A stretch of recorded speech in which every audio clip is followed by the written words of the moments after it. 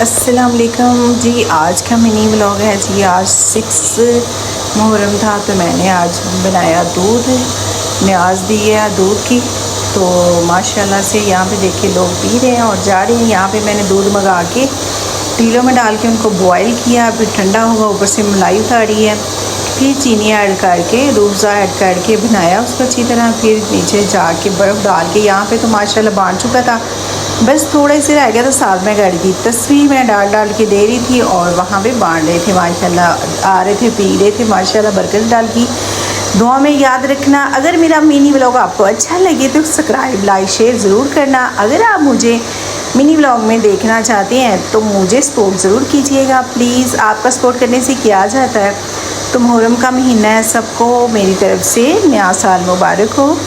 और बहुत अफसोस के साथ ये महीना होता है, तो अपना ख्याल रखना। कल मिलते हैं नई वीडियो के साथ और अच्छी वीडियो के साथ आपको मिलेंगे इंशाल्लाह।